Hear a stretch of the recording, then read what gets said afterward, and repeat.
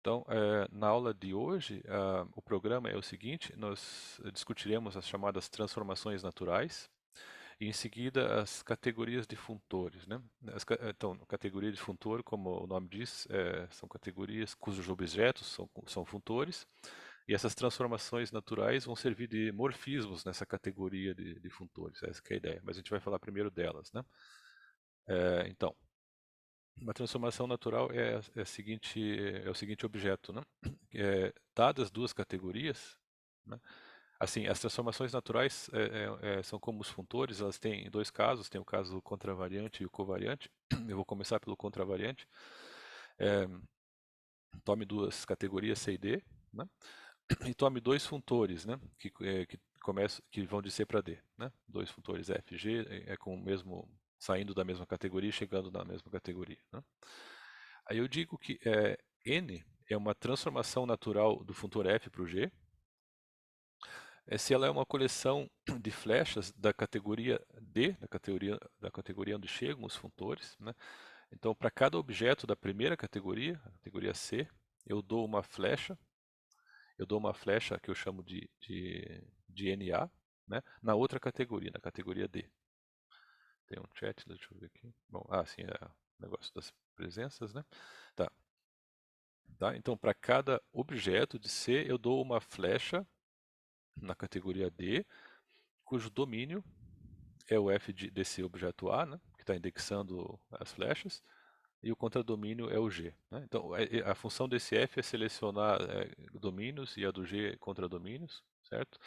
E aí, para cada objeto, eu vou colocar flechas entre esses domínios e contradomínios, né? Mas não vou colocar de qualquer jeito, né? Eu preciso colocar. Então, é, se eu tenho se eu olho para o funtor F e aplico ele num objeto A, isso me dá um certo objeto de um certo objeto de não, tá certo, isso tá certo. Um certo objeto da categoria D, a mesma coisa para o objeto B, né? Tá? E assim por diante para G. Então, se eu tenho uma flecha qualquer que vai de A para B, né? Como eu estou numa situação contravariante, eu vou ter. Esses funtores são contravariantes, tá?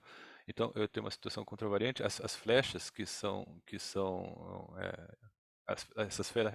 essas flechas em C são transformadas em flechas, né, que tem a direção invertida, né? Então, eu estou indo para coisa relacionada a B e para coisa relacionada a A, né? Tá? Então, só pela estrutura de funtor eu posso construir essas linhas do diagrama aqui, né? Eu mando objetos A e B para baixo, né, para C, através do F, através do G, e daí eu mando flechas, né, que são imagens de flechas de A para B, que começam então que tem o contradomínio, que tem o domínio FB e vão para FA e mesma coisa em G, certo? As linhas elas saem simplesmente da estrutura de funtor, né? Agora o problema é, será que eu consigo achar flechas que saem de FB para GB, né, e de FA para GA, né, certo?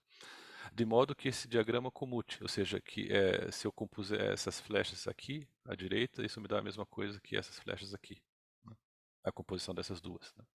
Se eu consigo achar tais flechas, né, para cada objeto, eu digo que eu tenho uma transformação natural, certo? Essa é a definição da transformação natural. Tá? Pode ser que não exista nenhuma, né? Mas se eu conseguir fazer essas escolhas, essa é uma transformação natural entre os dois funtores, né? Escrito em forma de equação, eu tenho essa equação aqui, né? É como se, né, passar o n para a direita, né, transformasse o f em g, né? E vice-versa, passar o n para a esquerda, transforma o g em f, né? Certo?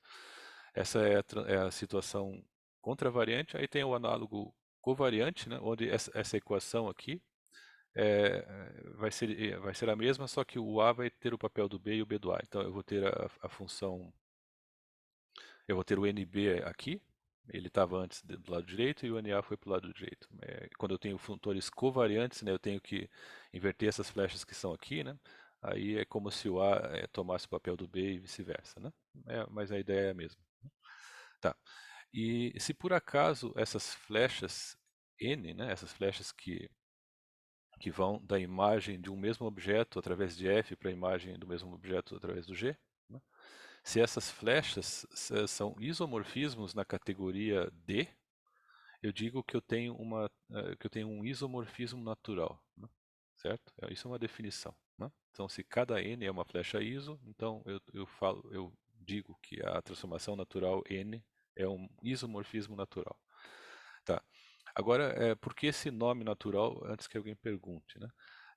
Só como cultura geral aqui para a história da teoria de categorias, essa noção de transformação natural é a primeira noção que aparece na teoria de categorias, historicamente, né? Na verdade, a sequência histórica da teoria é essa. A primeira coisa que apareceu foi transformação natural. É claro que explicado de outra maneira. Aqui eu estou usando funtor para explicar o que é uma transformação natural e eu usei categoria para explicar o que é um funtor. Isso foi definido de uma maneira diferente, né? Digamos, sem falar de funtor de modo explícito, né?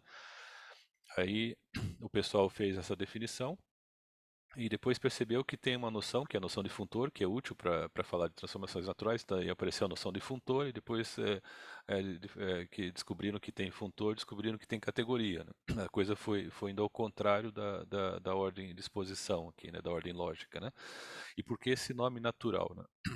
Vocês já devem ter visto em livros de matemática a noção de assim, existe a terminologia que certos objetos são naturalmente identificáveis, né? Ou são naturalmente relacionados, né?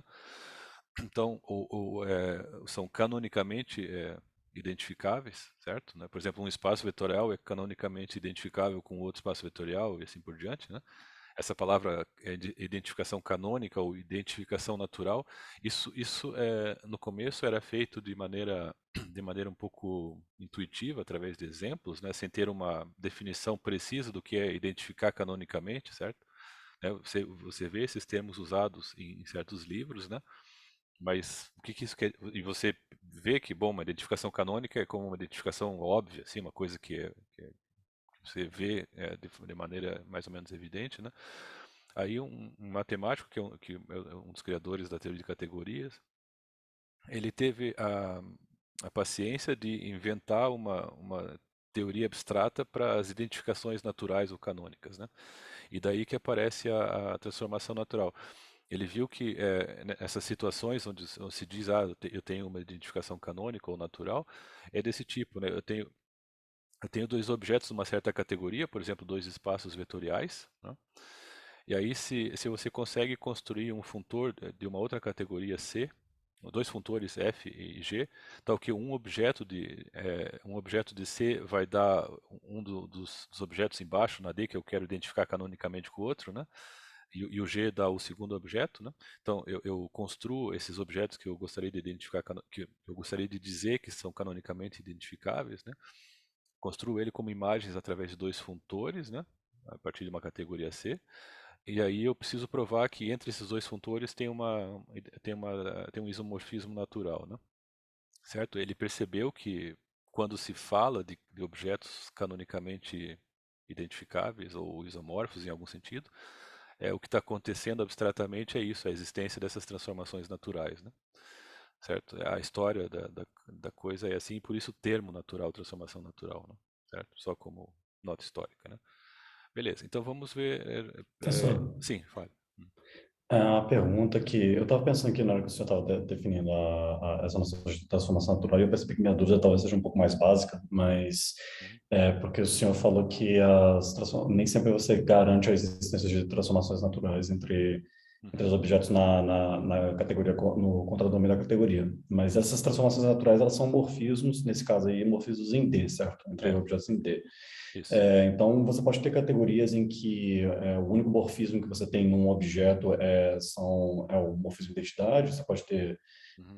categorias que você tem objetos que não liga a nenhum outro objeto para um morfismo. A dificuldade é que você tem lá flechas, e você pode até conectar os objetos, por exemplo, FB com FG, pode ser que tenha flechas entre os dois. Se não tem flecha, aí não tem jeito, daí acabou, né? É uma obstrução trivial. Mas às vezes você tem um monte de flechas, só que você não consegue achar flechas que façam todos esses diagramas comutarem ao mesmo tempo. Ah, tá. Esse que é o ponto.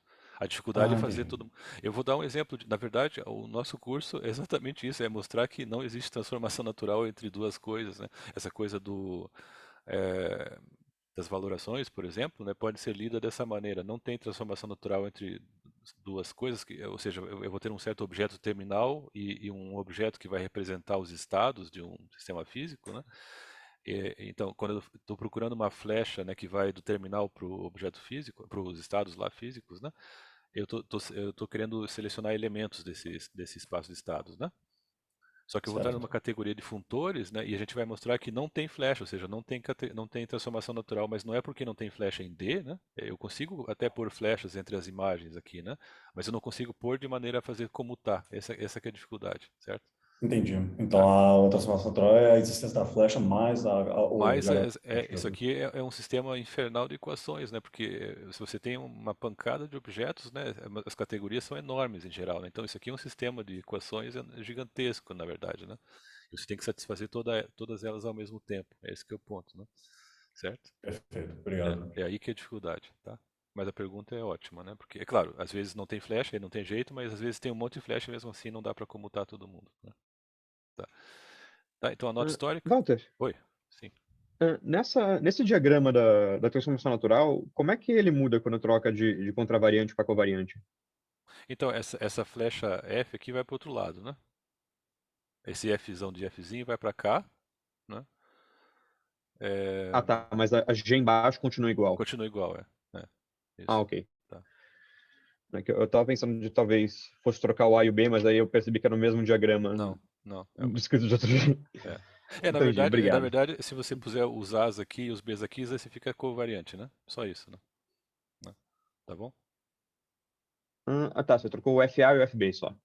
Isso, só isso. E o G também, Ah, né? ok. Né? Ah, Tá. tá. É como tá A com B, aí funciona. Aí dá o diagrama covariante, né? Uhum. Certo? Então tá, obrigado. Nada. Tá, então um exemplo aqui de transformação natural, esse exemplo de novo, ele parece besta, né? Bom, uma coisa meio óbvia e tal, mas ele é muito mais importante do que parece, né? Só como exemplo didático por enquanto, né? Para ver, né, uma transformação natural que funciona, né? Então seja uma categoria localmente pequena para a gente poder construir os home functors, né? Os funtores home, né? E pegue dois objetos dessa categoria C, tá? E uma flecha entre eles, um objeto A e B e uma flecha de A para B, né? Essa flecha de A para B vai induzir uma transformação natural entre os funtores home, o funtor home de A relacionado a e o relacionado a B, né? Lembra que esses home functors eram prefeixes, né? Eram funtores contravariantes. Tem uma pergunta aqui. O Rafael está dizendo que se trocar É uma das. só uma observação da Ah, pergunta do Nicolas que é, acho que se, ficou, talvez, se, não ter ficado muito claro. se trocar só uma, daí dá problema, né? Uhum. É, pois é, tem que trocar as duas, né, As duas. do Isso. Uhum. covariante para contravariante. Correto. Aham. Obrigado. Tá, então eu tenho funtores contravariantes aqui, né? O home A e o home B, certo? Eles são funtores que levam objetos da categoria C em conjuntos de flechas, né? Certo? Então, um funtor, desculpa, uma transformação natural é uma coleção de funções, certo? Que leva conjunto de flechas em conjunto de flechas, né? Isso para coleção de função indexada pelos objetos da categoria C, certo? Então, para cada objeto C da categoria C caligráfico, né? Eu vou ter e para esse F, né? Eu vou ter uma função que leva esse conjunto de flechas de C para A, que é a imagem de C pelo home functor A, nesse conjunto de flechas de C para B, que é a imagem do mesmo objeto C através desse home functor para B, certo? Então, pela definição de transformação natural, eu preciso achar funções que vão desse conjunto para esse conjunto, né? Ou seja, eu preciso transformar flechas que vão de C para A em flechas que vão de C para B, né? E eu faço isso compondo a esquerda com G, certo? Isso vai dar certo, né? Eu transformar uma flecha de C para A em uma flecha de C para B. Cuidado que isso aqui é muito parecido com o que já tinha, com o que a gente já tinha feito nos home functors aqui, né? Na definição do home functor, né? Eu tenho que levar flechas de C para em flechas de C para B eu componho à direita, né? Aqui o contradomínio que é fixo, né? Na definição do home functor, mas agora na definição da transformação natural entre eles é uma situação, digamos, dual, né? Aí é o... Tá, fui muito longe aqui. Aqui.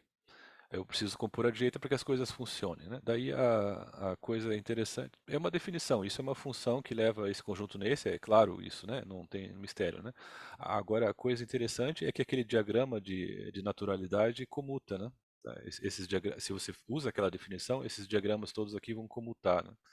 Por propriedades de funtores e categorias, né? Estou indo muito rápido aqui, certo? Isso é uma certa definição e se você fizer as continhas vão ver que dá tudo certo, né?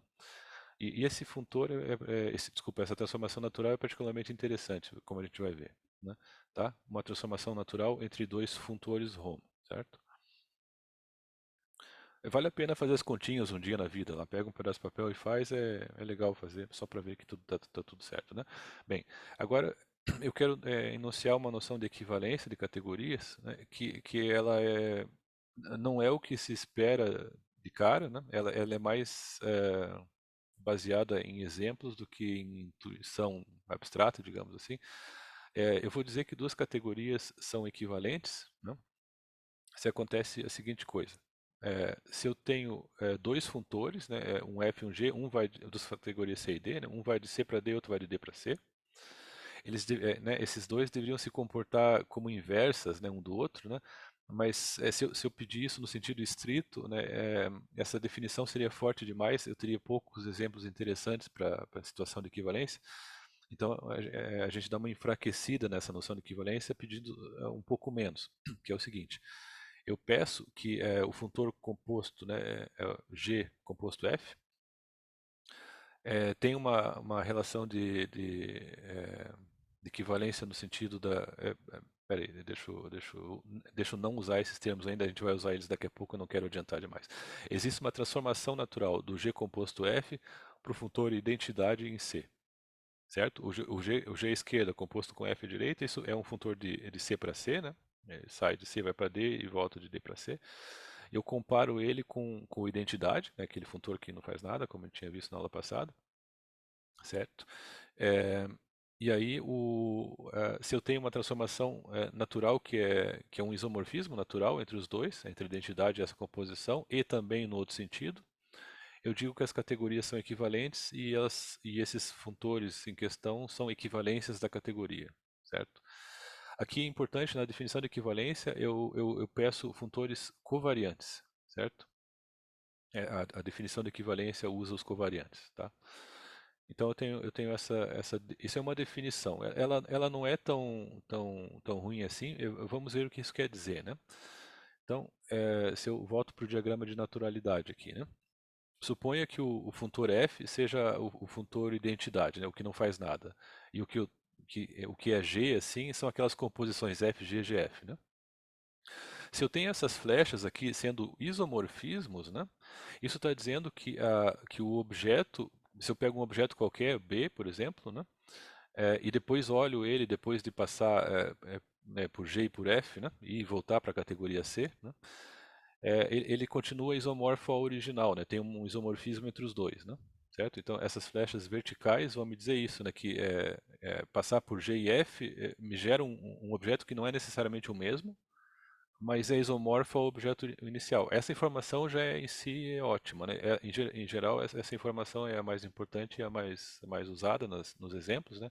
Só que a noção de equivalência me dá um pouco mais, né? Me dá o que a gente chama de propriedade de naturalidade. Esses isomorfismos, né, que identificam o objeto original com o objeto transformado, né, depois de ir e voltar para a mesma categoria, eles são compatíveis com as flechas das categorias em questão, né? Eu tenho todas essas equações dadas pelo diagrama commuta, então esses isomorfismos que identificam o objeto original com a sua cópia, né, uma está ligada à outra através dos próprios morfismos das categorias em questão, né? Elas não estão soltas, assim, elas são todas atreladas umas às outras. Essa informação é boa, ou seja, eu tenho essas equações todas valendo, né? Para ir de um isomorfismo entre dois objetos, né? Aqui entre o objeto e a sua cópia e um outro objeto e essa cópia, basta eu colocar à esquerda ou à direita flechas adequadas aqui, né? Flechas que levam um objeto no outro, né? Certo? Depois de serem transformadas pelo funtor, né? Então essa definição na verdade é muito boa, né? Certo? Então, essa é a definição que se usa, né? Parece um pouco complicada, mas os exemplos importantes se referem mais a ela do que a definição que a gente daria né, como primeira tentativa, que é simplesmente supor que F composto G, tanto à esquerda como à direita, vão dar exatamente as identidades, né? Se eu tenho a situação de identidade, que digamos, eu não tenho só uma transformação natural entre os dois funtores, mas essa composição já é a identidade, né? Aí a transformação natural que leva um no outro é a transformação onde todas as componentes são a flecha identidade. Dá para fazer a conta rapidinho e ver que isso é uma transformação natural que vai fazer a coisa funcionar. Se eu tenho um igual aqui, né? Ou seja, essa noção de identidade, desculpa, de equivalência como funtores inversos no sentido estrito, é um caso especial dessa outra noção, né? Então, esse caso aqui está incluído, né? Isso aqui é só um caso bem mais geral, né? Mas por acaso, nos exemplos importantes, esse é o caso relevante de equivalência, né? Certo? E é esse que é usado na literatura por aí, né? Tá? Então, um exemplo dessa equivalência que é interessante, né? Por exemplo, tem um teorema famoso de teoria algébrica, né, que é de teoria de álgebras de operadores, por exemplo, né, que vai dizer o seguinte, é o teorema de Gelfand-Naimark. Se eu escrever, esse teorema não é escrito assim nos livros de álgebra de operadores, mas ele é escrito, mas se eu escrever esse teorema na linguagem categorial, ele vai ter a forma seguinte, né? Se eu considero os funtores que eu recordei hoje antes de começar a aula, os funtores que eu chamei de futor espectral e contraespectral, né? O espectral faz o seguinte, ele pega uma álgebra comutativa, estrela, etc., e manda para o seu espectro de Gelfand, e o contraespectral manda um conjunto qualquer, finito, na álgebra de suas funções, né? Esse teorema vai dizer que esses dois funtores são equivalências de categorias, né? Uma delas é a finsets, e a outra delas é a oposta dessa categoria de álgebras, né? Por que oposta? É porque esses funtores são contravariantes, então para eu ir para a situação covariante, né, quando eu falo de equivalência eu peço covariância, né? Então para ir para a situação covariante eu preciso pegar a oposta, né? É por isso, né? Tá? Então, esse teorema, na linguagem categorial, diz essas duas categorias são equivalentes e esse S e esse K, esses funtores, são equivalências de categoria, né? Então, isso está dizendo, o que acontece se eu passar por S e depois por K, eu pego uma certa álgebra comutativa, mando para o seu espectro de Gelfand e depois pego a álgebra das funções no espectro de Gelfand, né? Então, uma parte da equivalência está me dizendo que a álgebra original é equivalente a essa álgebra de funções no espectro de Gelfand. Isso a gente já tinha comentado no começo do curso. Só que isso está dizendo mais, né? Então eu tenho equivalência entre as álgebras e essas álgebras de funções que saem, né, pela construção do espectro, né? Existe também uma naturalidade, essas identificações, né, da álgebra original com a álgebra de funções no espectro de Gelfand, né, essas identificações elas comutam com as transformações que estão já na categoria, né? Elas têm esse diagrama, né? Certo? Eu não tenho só uma identificação isomorfa entre essas coisas, mas para passar de uma identificação para outra, basta eu usar os morfismos que estão na categoria já, né? Essa que é uma outra informação relevante, né? Então eu tenho isso tanto se eu passar primeiro pelo S e pelo K, que eu tenho uma identificação da álgebra original com a sua cópia em forma de álgebra de função, né? Certo? E se eu passar primeiro pelo K, ou seja, eu sair de um conjunto, olhar para a álgebra de funções no conjunto, aí calcular o espectro de Gelfand, né? Isso aqui está me dizendo que existe uma objeção entre o conjunto original e o espectro de Gelfand, né? Tem tantos pontos no conjunto original quanto no espectro de Gelfand. E além disso, essas identificações do conjunto original com o espectro de Gelfand são compatíveis com os morfismos das categorias, né? Certo? É uma coisa bastante interessante isso, e bom, e bem útil, né? Isso é usado em várias partes. Aqui eu dei o exemplo das álgebras finitas, porque são essas que a gente está usando, mas existem versões para álgebras de dimensão infinita também. Só que aí a coisa é um pouquinho mais complicada, não posso trabalhar na categoria de conjuntos, eu preciso trabalhar na categoria de espaços topológicos compactos. Eu preciso colocar topologia na história para que isso funcione, mas tem uma versão infinita disso aqui também, né? Na verdade, a versão conhecida é a infinita, né? Tá. Beleza. Então, isso só como uma aplicação a um teorema que para nós é relevante e que é famoso também em geral, tal, uma versão categorial dele, né? É, deixa eu ver como anda meu tempo aqui. Eu- é um bom momento de fazer uma pausa. A gente tem 10 minutos para as 8. Eu proponho então fazer uma pausa agora. Se vocês quiserem fazer perguntas, né, uns 10 minutos, no máximo 15. E aí eu começo a segunda parte da aula, que são as categorias de funtores, né? Então nós vimos as transformações naturais, elas vão servir de flechas, né, numa categoria onde os objetos são funtores, né? A gente viu que, né, a transformação natural relaciona dois funtores, mas elas vão relacionar esses funtores no sentido de flechas de categorias, né? É fácil ver que isso é verdade. Tá? Então a ideia vai ser essa, a gente vai construir categorias para funtores dessa maneira. Mas eu gostaria de fazer isso após a pausa, né? Então, se alguém tem pergunta, fique à vontade, senão fazemos simplesmente uma pausa, né? Para tomar água e etc. Né? Professor, Sim. essa noção de equivalência de categorias é única? Eu digo assim, é uma definição que se revelou útil, né? Em Uhum. todos os livros que eu conheço, modernos, é essa definição que é usada. Eu nunca vi outra, né? Entendi. É claro que, tipo assim, naturalmente você pensaria na segunda aqui, né? Que é a composição da identidades, né? Como antes, né? Uhum. A gente, por exemplo, numa categoria eu falo que dois objetos são equivalentes se eles são relacionados por uma flecha ISO, né? Uma flecha que tem inversa, né? Certo? Uhum. É, né? Dentro de uma categoria, a noção de equivalência seria por inversa, né? Seria essa definição aqui. Mas nos exemplos que a gente tem em mente, essa definição é forte demais, né? Então se Entendi. percebeu que essa definição é mais útil, né? E ela generaliza essa que seria mais óbvia também, né? Ela não é outra coisa, ela só generaliza, né? Por exemplo, esse teorema que eu enunciei aqui do Naimark, né? Seria falso, né? Porque se eu parto de uma álgebra qualquer, olho o espectro, depois concluo a álgebra, depois construo a álgebra de funções no espectro, né? Isso me dá outra álgebra, não dá a mesma, né? Não seria uma inversa estrita, né? É uma inversa só até um isomorfismo, né? Certo? Uhum. Então, e todos os exemplos têm essa cara, né? Tipo, você não volta para o objeto inicial, você volta para uma coisa que é somente isomorfa, né? Em todos os exemplos relevantes você tem essa situação, né?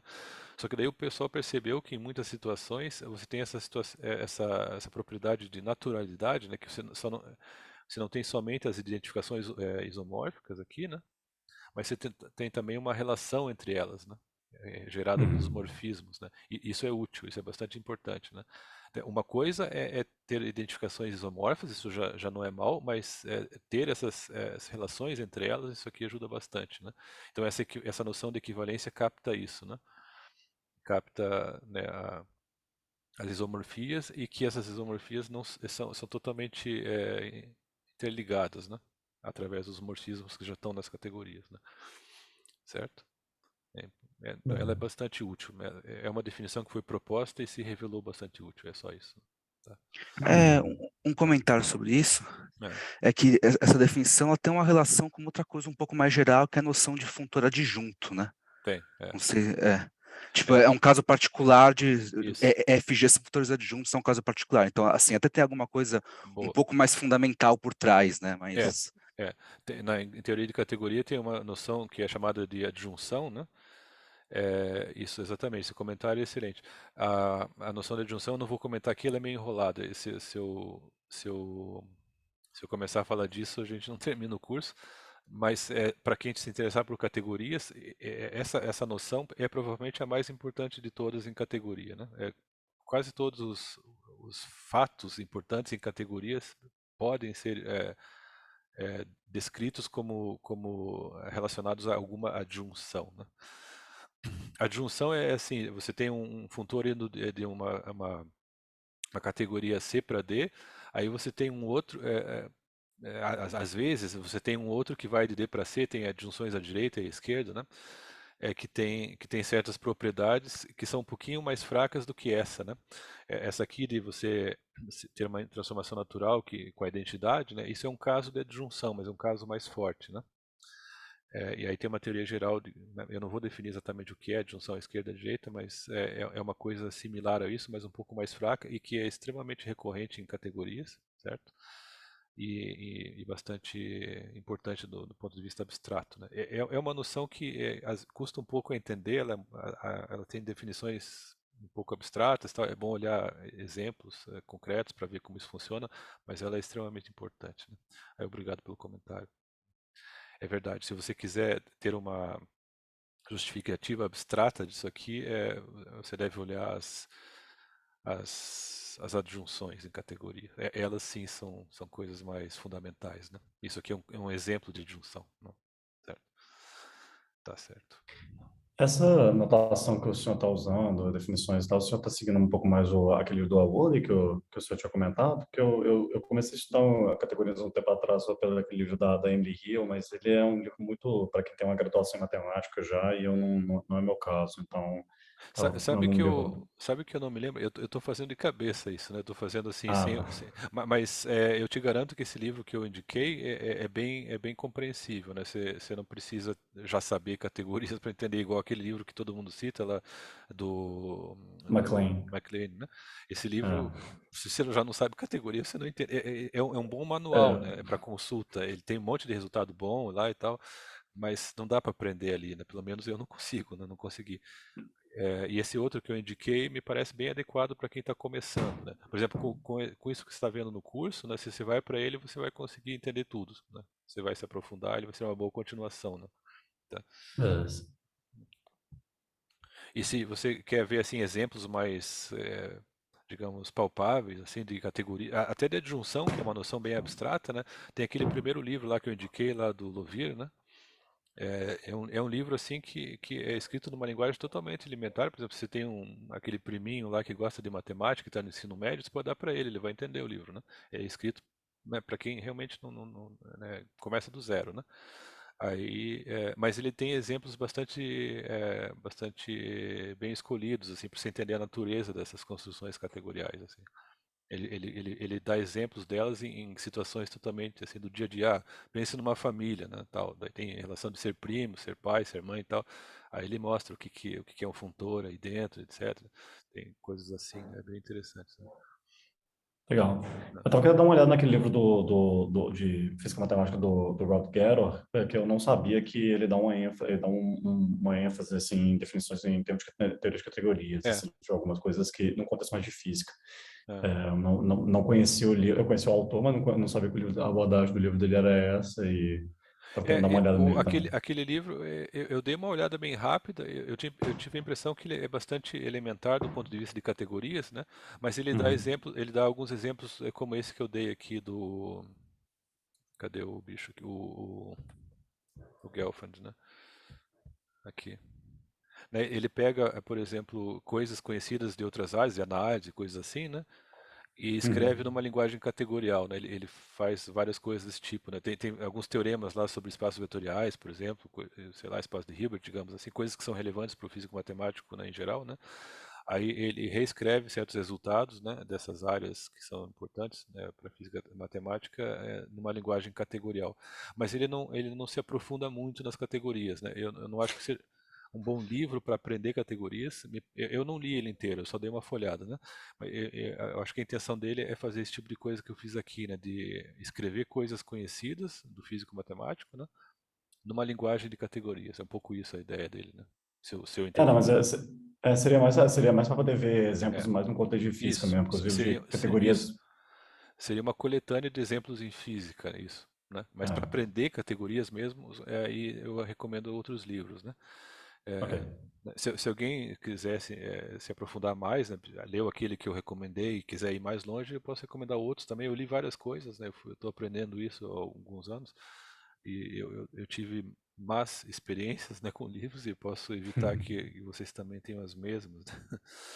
E, então, se por acaso houver interesse, é só escrever que eu indico as coisas que me pareceram adequadas para quem tem essa cultura de física matemática, né?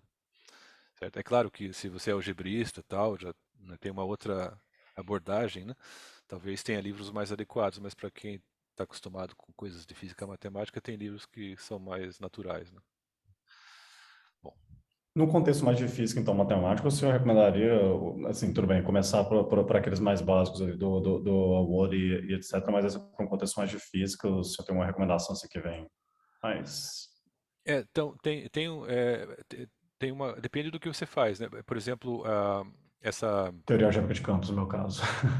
então, na teoria algébrica de campos, na mecânica quântica, tal, em geral, você tem uma pegada assim um pouco lógica, né? Você tem aquelas ideias, tem os reticulados e projetores e coisas assim, né? Você tem assim um jeitão lógico de tratar das coisas, né?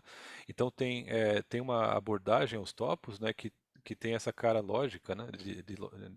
De lógica. Então, que é justamente a abordagem do Lovir, né?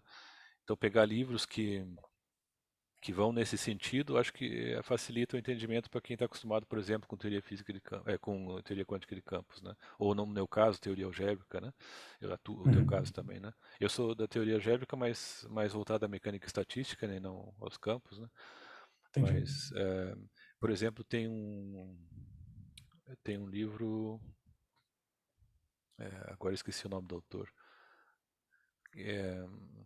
Ele fala sobre lógica, né, usando a teoria de categorias, e eu gostei muito desse livro, assim, eu achei a linguagem dele bem natural para alguém que tem a cultura que eu tenho, por exemplo, né.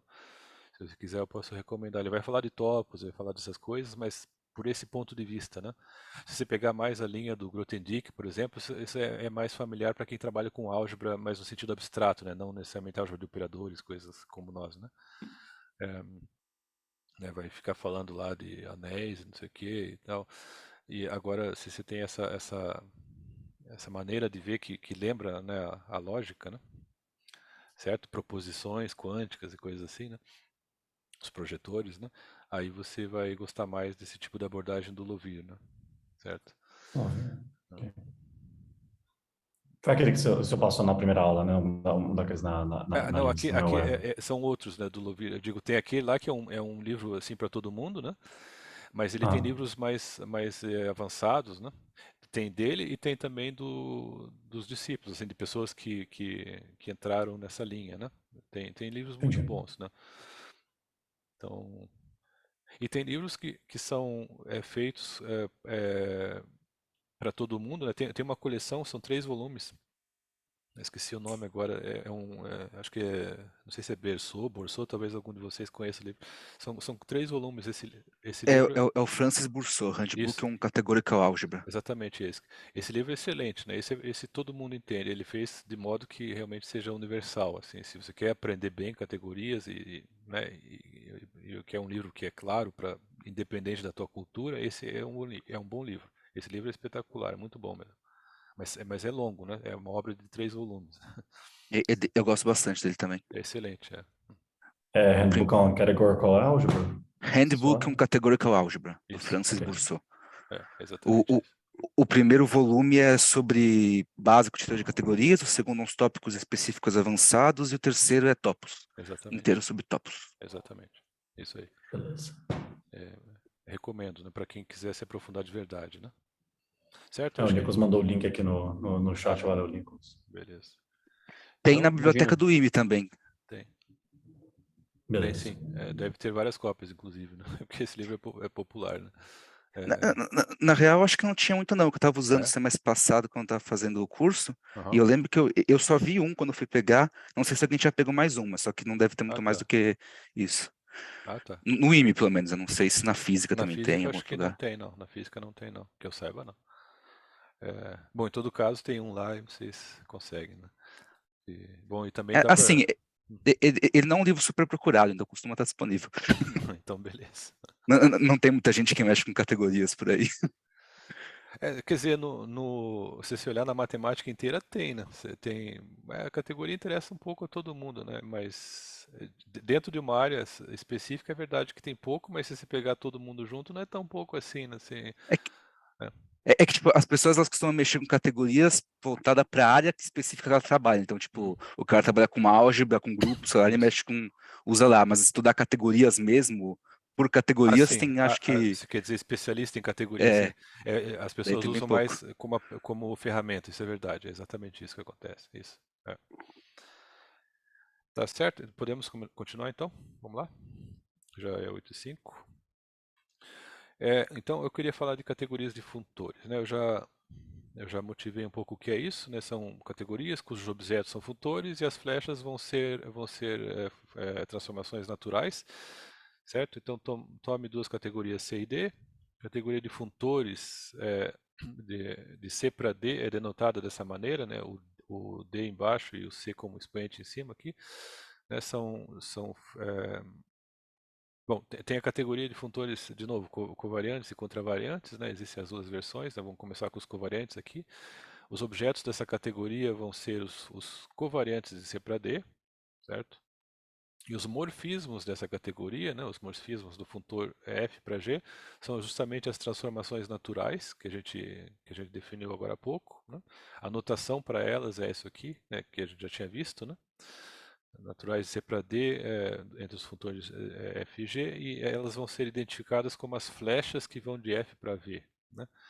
E aí, se vocês fizerem as contas, vocês vão ver que tudo dá certo. Eu posso definir uma composição de duas transformações naturais simplesmente compondo as componentes delas, né? E essa operação de composição vai obedecer aos axiomas de categoria, ela é associativa e assim por diante. É fácil ver que a gente tem uma categoria aqui, né? Certo? E aí tem a versão contravariante. Ops. Eu não mudei o título, infelizmente, tudo bem, depois eu corrijo isso aqui. Tem a versão contravariante que é exatamente a mesma coisa. Agora os objetos não são funtores covariantes, mas contra, e aí a ideia é a mesma, né? Você pega transformações naturais entre os contra agora, a composição é a composição das componentes, e isso tudo vai se comportar como categoria, né? Isso satisfaz os axiomas de categoria. E a notação para os contravariantes é isso aqui, colocando um op em cima, né?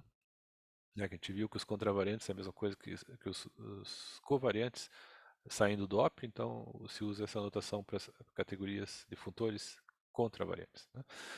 Aí, como a gente viu, quando a categoria D é igual a sets, os funtores contravariantes são chamados de pré-feixes e, portanto, a categoria que está aqui, né, categorias de funtores contravariantes de alguma categoria C para sets, é chamada categoria de pré-feixes sobre a categoria C, né? Certo? Essa é a nomenclatura. Beleza. Então, de novo com os nossos home, né? Eu vou escrever um funtor que vai de uma categoria C para a categoria de pré-feixes sobre essa categoria C. Certo? A gente sabe agora o que é uma categoria de pré-feixes, né? Eu posso ter funtores saindo ou chegando nela, né? Eu vou escrever um certo funtor que sai da categoria de base C e vai para a categoria correspondente de funtores contravariantes, né? O funtor eu vou denotar por Y, né, em homenagem a uma figura famosa da teoria de categorias chamada Yoneda, né? Ele age da seguinte maneira: ele associa o objeto A da categoria C, o pré-feixe, que é o home functor, associado a A, o home functor contravariante. A gente está numa categoria de funtores contravariantes, certo? Isso aqui é um pré-feixe, como a gente já viu, então ele está aqui dentro, né? E as flechas, adivinham o que vai ser? Vão ser para uma flecha qualquer, né, entre dois objetos da categoria C, dos objetos B e C, a gente tem a transformação natural associada entre esses funtores home. Lembra que a gente definiu isso como exemplo de transformação natural, né? Se eu tenho dois funtores home e eu tenho uma flecha na categoria C, ela induz uma transformação natural entre os home, né, correspondentes, né? da maneira que está definida aqui, e essa vai ser usada como e essa construção vai ser usada para enviar flechas de C em transformações naturais entre homos, né? A gente sabe que isso é categoria, e daí se vocês fazem as contas, não é muito difícil, vocês veem que isso aqui define de fato um funtor, né? Certo? Um funtor de C para essa categoria de prefixos, né? Certo? Aquelas construções que nós temos lá tem um pouquinho mais de estrutura do que a gente vê imediatamente, né? Você tem as propriedades de funtor. Aí tem uma coisa que é interessante, que acontece com esse funtor de Oneda, né? Que é o chamado lema de Oneda. Aqui eu estou num bônus, tá? Eu não vou usar isso depois, mas essa coisa é tão importante que vale a pena comentar. É realmente totalmente central. Se a gente quer entender bem os prefeixes, essa coisa é bastante importante. E na física, os prefeixes são certamente as categorias mais importantes, né? Beleza. Pelo menos, né, se você quer fazer coisas como a gente, não, em quântica e tal, né? E também nas coisas clássicas, né? Prefeixos aparecem feixes mais precisamente, né? Que são um tipo de prefixo especial. Tá. Então tome uma categoria localmente pequena, etc., para a gente poder fazer esses funtores home, né? Para fazer o Ioneda e assim por diante. Para todo pré-feixe, né, em C, sobre a categoria C, pega um outro qualquer agora, não necessariamente o home, pega um F, qualquer pré-feixe, né? E para qualquer objeto agora da categoria C, que vai definir um Y de A, que nada mais é que um outro nome para o home, né? Lembra que eu estou chamando os homes de Y de A, né? Que é a imagem através de um certo funtor do objeto A, né? Que vai dar um certo funtor na categoria de prefixos, né? Tá. Então, o que eu estava falando? Assim, se eu olhar para as transformações naturais desse funtor home, né, associado a A, para esse outro funtor qualquer, né, essas transformações naturais estão associadas de modo bijetivo aos pontos desse conjunto FA. Lembre que FA é um funtor, é um prefixo, ou seja, ele associa elementos de C, objetos de C, a conjuntos, certo? Então, esse FA é um certo conjunto. E seus pontos enumeram as transformações naturais que vão do home functor associado a para esse meu funtor qualquer. Tá? Tem uma relação interessante entre os pontos, né, da imagem de A para as transformações naturais que vão do home functor para A para esse funtor, né? Então tem uma abjeção e essa abjeção é dada de modo explícito, inclusive, né? Então, pegue um alfa, que é um elemento aqui dentro, uma transformação natural do home functor para F, certo? Lembrem que transformações naturais são coleções de flechas, certo? São coleções de flechas indexadas pelos objetos da categoria C, certo? Então, eu tenho vários alfa A, certo? E qual é a natureza desses alfa, né? Então, o alfa A é uma flecha na categoria contradomínio. A categoria contradomínio são os conjuntos, né? Então, na verdade, eu tenho funções, né? Esses alfa A são funções, e são funções da onde para onde, né? Da imagem de um objeto A pelo primeiro funtor, que é esse funtor home, ou seja, me dá o conjunto de flechas de B para A, e o outro funtor me dá um certo conjunto F de B. Então, esses alfa A são funções que levam essas flechas de B para A em pontos desse conjunto FB, certo?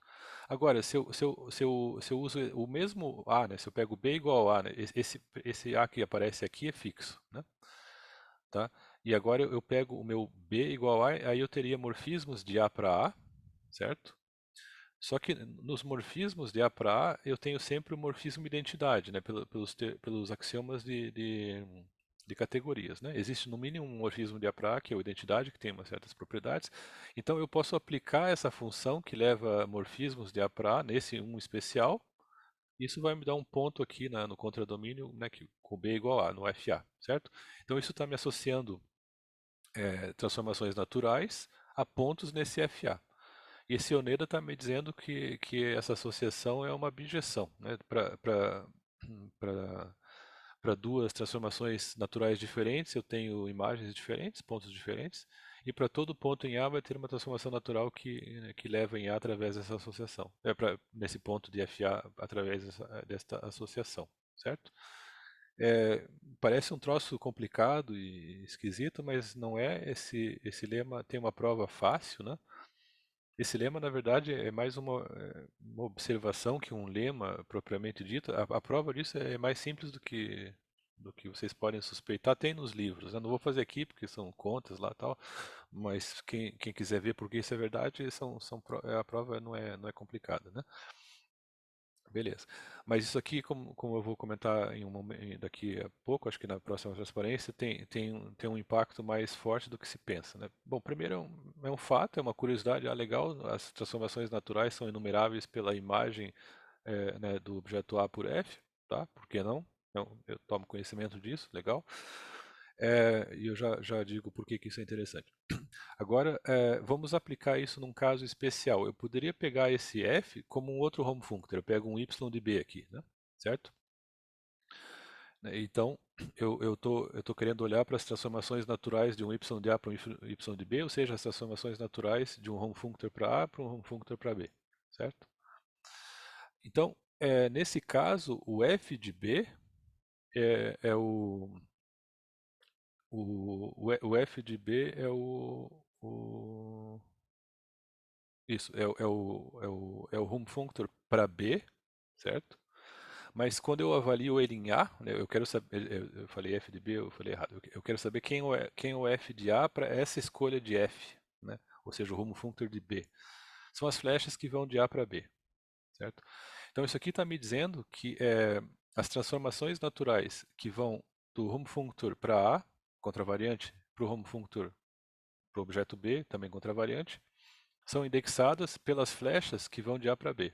Né? Essa é uma conclusão especial né, desse lema, quando eu uso o F também um home functor. Né? Certo? Lembra que num exemplo aqui de transformação natural, a gente viu que flechas de A para B induzem transformações naturais por essa prescrição simples. Né? Esse Ioneiro está me dizendo mais, está me dizendo que toda a transformação natural entre home functors são desse tipo. Né? Aqui a gente viu que as flechas induzem naturalmente as transformações naturais, e ele está me dizendo um pouquinho mais, todas são desse tipo. É uma conclusão que a gente tira. Né? Então a gente entende totalmente as transformações naturais entre dois home functors. É uma das conclusões. Mas essa primeira parte aqui ela é interessante pela seguinte razão. Então, tome uma categoria lá qualquer e olhe para os prefeixes, né? Certo? Agora, pelo teorema de Ioneda, eu sei que as transformações naturais as transformações naturais do home functor para esse prefeixe que eu escolhi, né? Elas do home functor para um certo objeto, né? Elas são indexadas pela imagem desse objeto por f, certo? Pelos pontos da imagem, né? Tá? E eu posso me perguntar se existem pontos nesse FA, ponto Azinho, né? Tal que essa transformação natural não seja só transformação natural, mas seja um isomorfismo natural, né? Certo? Então, se eu tenho essa situação, né, que eu pego um ponto nesse FA que me dá uma certa transformação natural, né, que faz isso aqui, e para esse ponto especial, ela não é só transformação natural, mas ela é também um isomorfismo natural, quer dizer que eu consegui identificar o meu F com um certo funtor home, né? E tem muito funtor que faz isso, né, que é identificável através de Oneda com um funtor home. E esses, esses funtores que têm essa propriedade, né, que eu consigo achar um objeto A e um ponto Azinho na imagem de A por Fzão, são ditos representáveis, ou seja, eles são equivalentes a um elemento. Desculpa. São equivalentes a um home functor, né? Certo? Eu digo então que o funtor é representável se existe um par assim, objeto e ponto na imagem do objeto, e esse par aqui é chamado elemento universal do funtor. Tá? Essa é a nomenclatura. Né? Aí, por que esse nome, elemento universal?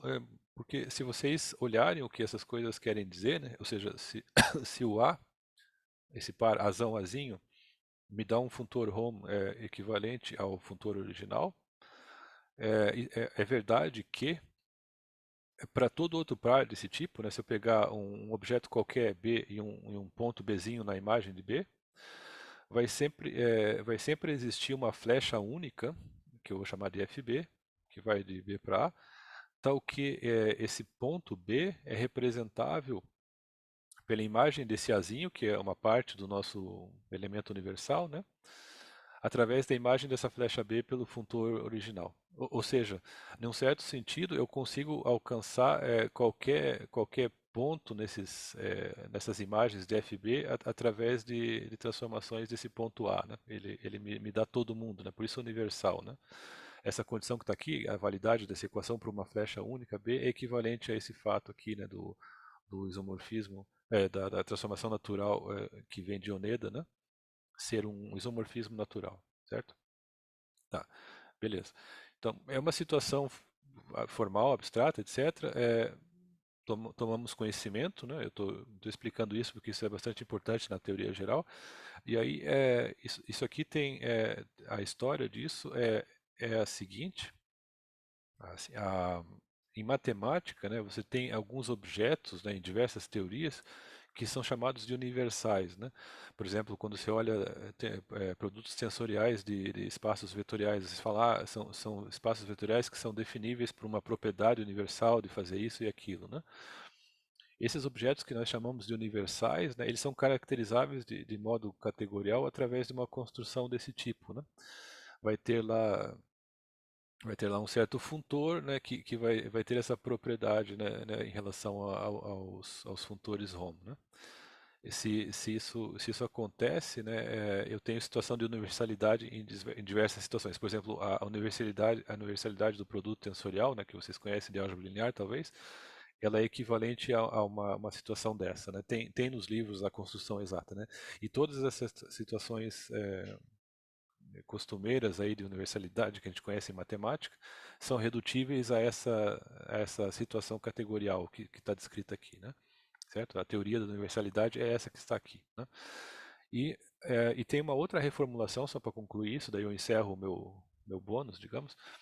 Essa situação aqui de eu ter um par, objeto e ponto, né? Fazendo essas equações serem verdadeiras para um fzinho único, B, né? É equivalente a esse objeto, a esse par ser objeto inicial numa certa categoria de pares, né? Onde os pares são formados assim, né? Tem um objeto A da categoria C e um ponto Azinho que é a imagem que está na imagem por Fzão do A, né? Dá para olhar esses pares como objetos de uma certa categoria, né? E fazer isso aqui é exatamente ser inicial nessa categoria. Então, dito de outra maneira, as coisas que são chamadas universais em matemática são redutíveis à situação de ser inicial numa categoria adequada, ou terminal se você olhar para uma coisa oposta, né? Uma categoria oposta, certo? Ou seja, ser terminal e ser dual e ser inicial é relacionado à situação de universalidade, certo? Tá? Então, só para situar vocês, então eu insisto, esses funtores de Oneda, nessas construções, né, de home functors, são extremamente importantes na teoria de funtores, através de situações de representabilidade, como essa, né? E na teoria de objetos universais em diversas categorias, certo? Tá, isso é só um parêntese, né? Isso é só para que se possa ler mais facilmente textos mais avançados que são relevantes para o que a gente está fazendo no curso, mas num nível mais avançado, né? Para o curso atual, essas coisas não são relevantes, são só uma observação complementar, certo? Fecho o parênteses. Agora eu continuo com a matéria relevante, né? Tá. Então, umas observações que eu vou dar sem prova, né? Tem prova, essas coisas não são totalmente óbvias, né? Elas parecem óbvias, mas a prova não é difícil, e tal, mas ela não é tão evidente assim. Então eu só estou dando como observação, né? Eu não estou provando. Sejam então objetos na categoria de prefeixes, em cima, prefeixes contravariantes, ou seja, desculpa, na categoria de prefeixes, ou seja, funtores contravariantes de uma categoria qualquer para sets, né? xy, uma flecha, né, ou seja, uma transformação natural que vai de x para y, né, uma transformação natural tem componentes, etc. Ela vai ser mônica se suas componentes são mônicas na categoria de sets, ou seja, se são funções injetoras. Tá? Então, a categoria de pré-feixes, ela tem várias propriedades similares à categoria de conjuntos. Ela tem propriedades totalmente diferentes, né, e novas, né? Mas algumas propriedades têm versões, propriedades que nós conhecemos na categoria de conjuntos, têm versões similares em categorias de pré-feixes, por exemplo, o fato de eu ter uma flecha mônica é equivalente à injetividade de funções, né? Só que agora não é equivalente à injetividade de uma só função, mas equivalente à injetividade de toda uma família de funções, ou seja, as componentes da transformação natural em questão, né? que é a flecha, né? Certo? E por causa disso, e argumentos similares ao que a gente faz com os conjuntos, né? Eu posso ver que dois monomorfismos, né, entre pré-feixes são equivalentes no sentido daquela fatoração de flechas que a gente viu na revisão de hoje, né? Se nas componentes as funções correspondentes da transformação natural, né, que é a flecha, tem a mesma imagem, né? Certo? Tá? Então, eu tenho funções que nas componentes levam o conjunto XA no conjunto YA, certo? E se as imagens das componentes são exatamente iguais dentro desse YA, eu tenho equivalência das transformações naturais correspondentes, certo? Tá? Então, isso vai levar a que a gente possa identificar subobjetos de um certo pré-feixe, né, com essas imagens das componentes, né, certo? Que por sua vez são identificáveis com um certo pré-feixe, né, né? Então a gente vai ter uma situação similar a que tem em conjuntos. Isso foi uma pergunta do começo da aula, né? Será que todo subobjeto pode ser visto como um objeto na categoria, né? Como a gente tem em conjuntos, né? Que todo subconjunto é um conjunto, né? E portanto os subobjetos dessa categoria de conjuntos podem ser interpretados como outros objetos, né? E na categoria de prefeixes isso funciona também e por razões similares, né? Só que tudo acontece localmente, né? Nos conjuntos habituais isso acontece de modo global, enquanto que nos prefeixes isso acontece localmente, ou seja, para cada componente. Mas o argumento é o mesmo, né? Certo? Então, eu vou fazer a seguinte interpretação de subobjetos, no caso de prefeixes, né? É baseado nisso que foi dito, né? Então, seja uma categoria qualquer e pegue um prefeixe Y em cima de C, né? Então,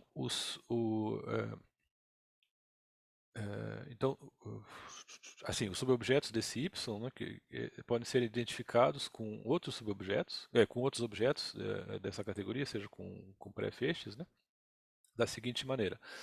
Eu vou pegar objetos X, pré-feixes, né, que têm a seguinte propriedade. Eles mandam os objetos A os objetos A em subconjuntos do conjunto YA, né? O funtor Y manda objetos em conjuntos tal, e o X também, e sempre dentro dos respectivos conjuntos para Y, certo? Ele tem essa propriedade. E se eu considerar a seguinte família de funções que levam pontos de XA para YA, né? Para cada A eu tenho um IA, que é simplesmente a função inclusão, né? Inclui esse subconjunto dentro desse, né? Se essa família de funções define uma transformação natural entre x e y, né? Eu tenho um representante de uma classe de subobjetos, desculpa, de uma classe de flechas mônicas, ou seja, de um subobjeto. E essas representações, esses representantes são bons porque em cada uma das classes de equivalência de flechas mônicas, né, eu tenho só um deles, certo? Tá? Então eu vou considerar pré-feixes que tem essa propriedade de inclusão, e que são tais que essas flechas de inclusão em cada componente definem uma transformação natural do x para o y, né? Esses prefeixes indexam de maneira apropriada os subobjetos do prefeixe y, certo? Exatamente como os subconjuntos indexavam os subobjetos dos conjuntos, né? Aqui os subconjuntos em cada componente, né, vão indexar subobjetos do prefeixe y, certo? Espero que esteja claro. A construção é exatamente a mesma aqui para conjuntos, né? Lembra que lá nos conjuntos a gente pegava a flecha inclusão de um subconjunto para o conjunto, isso é uma mônica, daí olha para as classes de equivalência, esses são os subobjetos, né? E todos os subobjetos são dessa forma e essas inclusões, né, indexam então os subobjetos, então eu posso identificar os subobjetos com subconjuntos que são por sua vez objetos, né? Aqui eu estou fazendo exatamente a mesma construção, é idêntico, só que eu estou fazendo em cada componente, né? E aí, como eu preciso ter flechas, eu preciso que essa família aqui seja uma transformação natural, é só isso, né? Tá? Então, quando eu falo de um subobjeto de um prefeixe, eu posso pensar num outro prefeixe, ou seja, num outro objeto da categoria, um que tem essas propriedades aqui, né?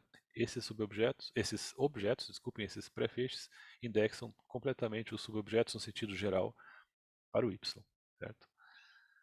Tá ok? Espero que tenha ficado mais ou menos claro isso, né?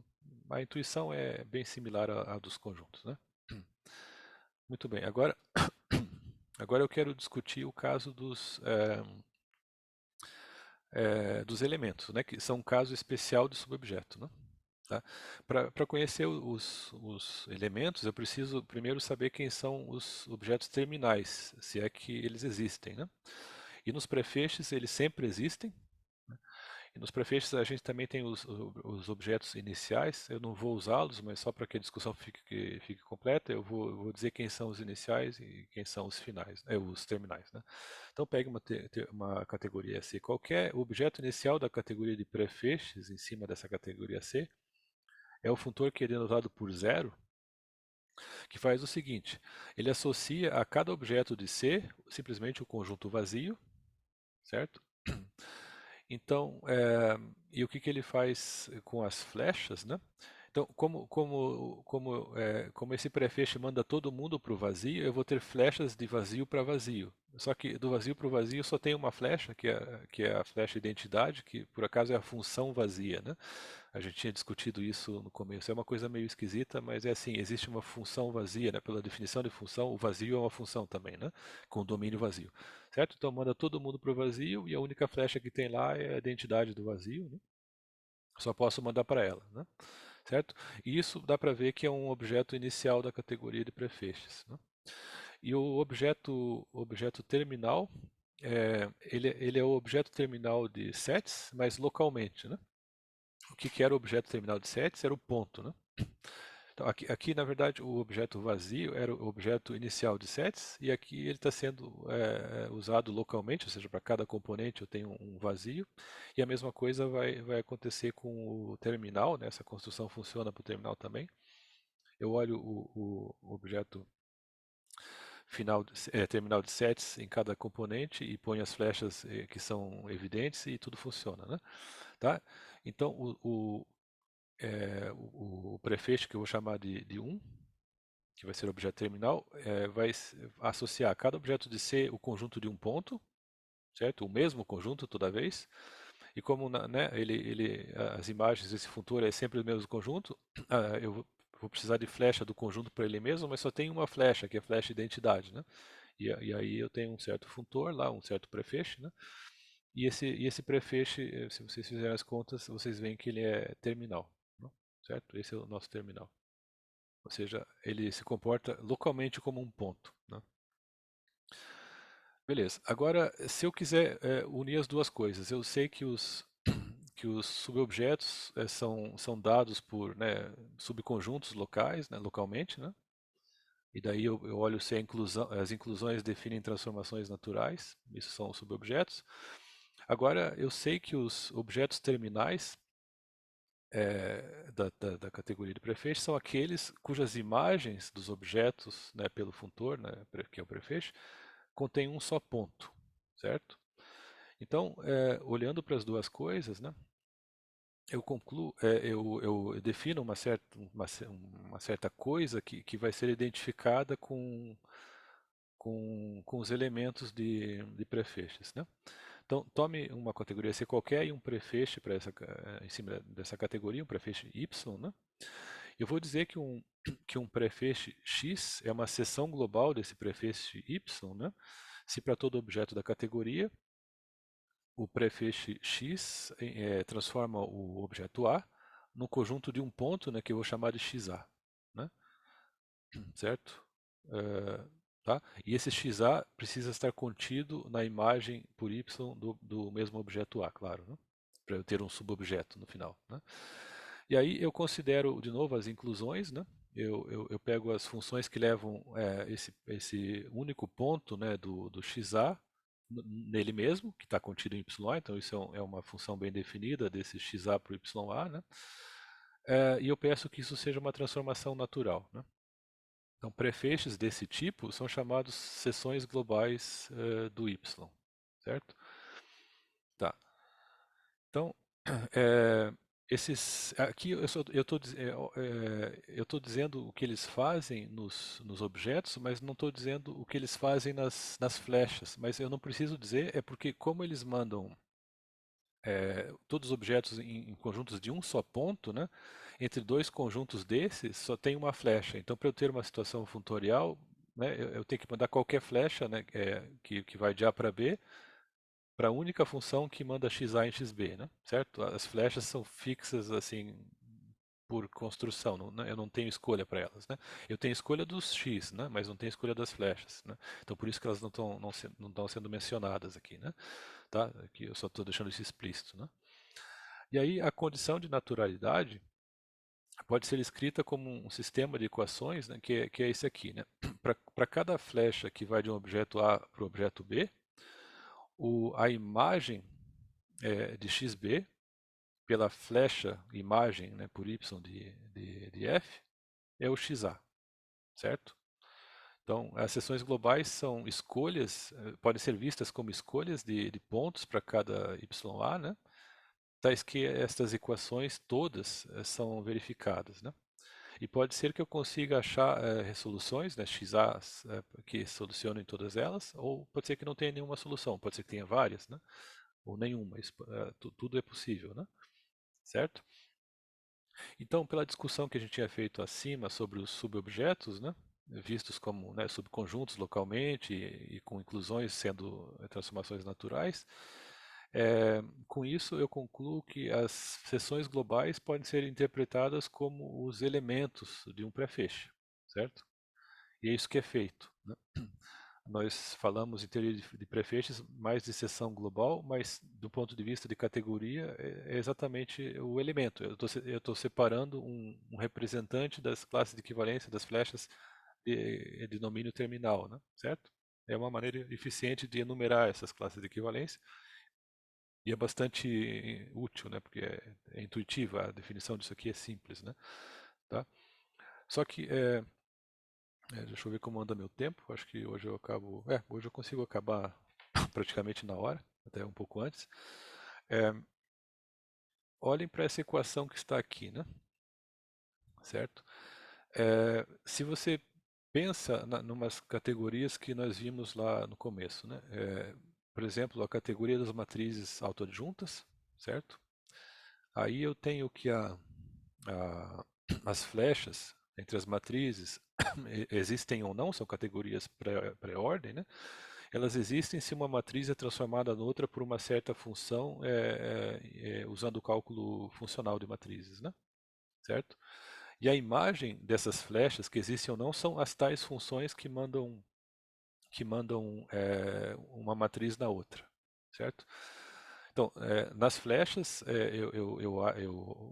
o meu prefeixe lá desculpa, o meu desculpa, deixa eu formular isso de novo. Eu tenho as matrizes vistas como categorias, as matrizes autoadjuntas, e as flechas entre elas são desse tipo, né? Se uma matriz é função da outra, certo? Eu digo que eu tenho uma flecha entre as duas e essa flecha existe ou não, ou seja, situação pré-ordem, né? E existe só uma no máximo, né? Tá. Aí, se eu quiser fazer um pré-feixe em cima disso, eu faço o seguinte. Isso a gente vai fazer amanhã. Eu mando a matriz em questão em seu espectro, em seu conjunto de autovalores. E as flechas vão ser enviadas nas funções que transformam uma matriz na outra, né? Certo? Se existe uma flecha entre A e B, embaixo, né, lá nos conjuntos que são os espectros, eu vou agir com a função que transforma uma matriz na outra, né? Certo? E então eu tenho uma situação assim, certos valores espectrais são iguais a certos valores espectrais transformados por funções, né? Certo? Isso lembra o quê, né? Isso lembra a nossa definição de valoração, né? Se vocês olham lá nas transparências, lá as valorações eram assim, elas relacionavam o espectro de Gelfand, né, coisas como o espectro de Gelfand, né, que é a valoração, né, agindo antes e depois de aplicar uma função, né, certo? Então, aquela condição que define as valorações, na verdade, corresponde a equações desse tipo, né, que definem seções globais, né, certo? A gente vai ver que isso é possível. A gente vai construir um pré-feixe lá, tais que as equações de valoração são exatamente as equações que definem as seções globais. Desculpem, tem gente me ligando, mas eu preciso desligar aqui. Certo? Então, essa aqui é a moral da história, né?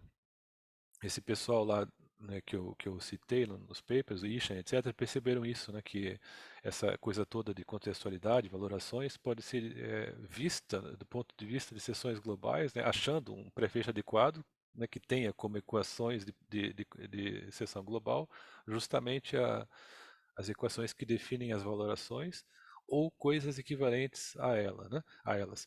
Então, o programa para a aula que vem é isso. Eu vou fazer uma construção onde essas equações aparecem diretamente, né?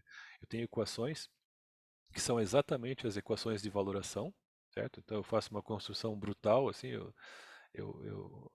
as seções globais são exatamente valorações de modo explícito, né?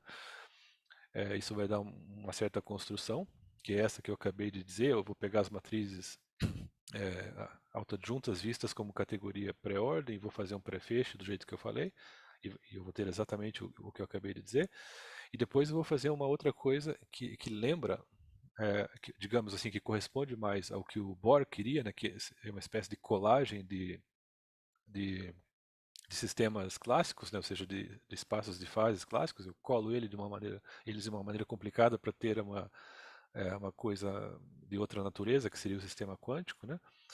E aí eu vou olhar para um prefeixe que vai fazer esse trabalho, né?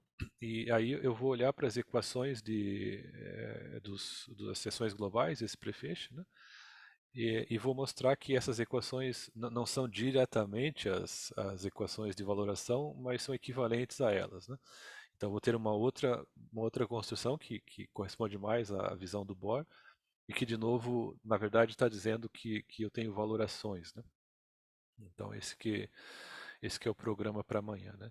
Então a aula de hoje encerra com isso, né? Com essa visão sobre as seções globais, que são os elementos de prefeixes, né? Na aula que vem eu vou fazer essas duas construções que eu disse. Elas são rápidas, na verdade, a gente não vai precisar de tanto tempo, talvez em meia hora esteja tudo resolvido, um pouco mais. Mas antes disso, eu vou percorrer alguns resultados centrais que foram discutidos no curso, só para refrescar. Então, eu vou fazer uma espécie de resumo de tudo que foi feito daqui, mas voltado às coisas mais relevantes só, né? Para que, com essas coisas em mente, a gente faça a construção e veja que ela é equivalente, que essas construções categoriais são equivalentes ao Corre-Specker, né? E como a gente tem o Corre-Specker, né, que a gente sabe que não tem valoração lá para os observáveis de dimensão maior ou igual a 3, isso implica que a gente não tem seções globais, certo? O que implica dizer, respondendo uma pergunta de um colega no começo da explicação sobre transformações naturais, né, ele perguntou se eu pego dois funtores, né, por que eventualmente eu não tenho transformações naturais? É que podem ter obstruções que impeçam essas equações de serem válidas, né, como é o caso do Corre-Specker, né? certo? Então o Korn-Specker, na verdade, está mostrando que entre o objeto terminal e um certo objeto que representa o espaço de estados, né? Um certo prefeixo que representa o espaço de estados, não tem transformação natural nenhuma, né? Eu tenho um monte de flecha que eu poderia colocar lá como as componentes da transformação natural, mas elas não encaixam no sentido de satisfazer as equações aqui, né? Certo? Então, existem obstruções à existência de transformações naturais, por exemplo, o Korn-Specker é uma. Só que o interesse dessas coisas é justamente o caminho oposto, né? Essa construção é totalmente universal, então, por exemplo, se eu pego um sistema de contextos que não é tão simples assim, aqui eu peguei as matrizes N por N e peguei todos os contextos possíveis, né? É uma família brutal de contextos, né? Mas agora se eu seleciono alguns deles, né, baseado em algum princípio físico, né, alguma situação física que eu queira captar ali, né? Por exemplo, eu posso ter bipartição, né, para ter localidade, coisas assim, né? Aí eu vou pegar menos contextos e essas construções continuam sendo válidas, né? Aí a existência de valoração vai ser de novo a existência de seção global, só que na teoria de prefeixes tem certos instrumentos que podem auxiliar a gente entender se existem seções globais ou não. Então, essa reformulação do problema das valorações permite que ferramentas dessa área de prefeixes possam dizer alguma coisa sobre o nosso problema, né? Essa que é a intenção da coisa, né? É, a- Só para encerrar agora eu encerro mesmo, né, com esse comentário, eu encerro de verdade. Essas construções, elas não vêm da teoria de informação quântica, elas estão sendo exploradas recentemente pela informação quântica. Elas vêm mais do lado de fundamentos e gravitação quântica, né?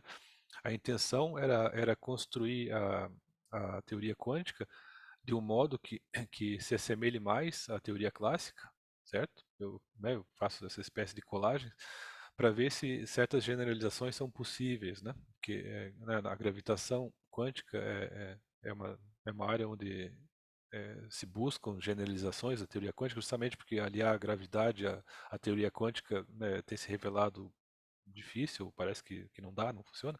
Então a ideia é ir para coisas um pouquinho mais gerais que a teoria quântica, né? É, e isso foi feito com essa intenção, né? Eu dar uma cara mais clássica para a coisa, para que talvez certas generalizações sejam mais visíveis, né?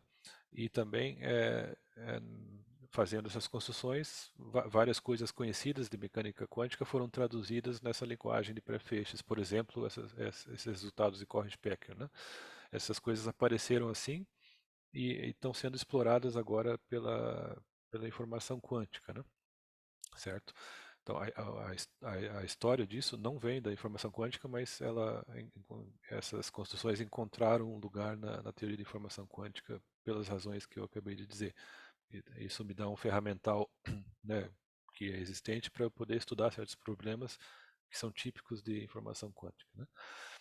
Certo? Agora está encerrada de verdade a aula e para amanhã o programa já está dito, né? E eu fico aqui então mais uns 10 minutos, ou o tempo necessário, né, para responder eventuais perguntas que vocês tenham, certo? Eu vou parar de gravar.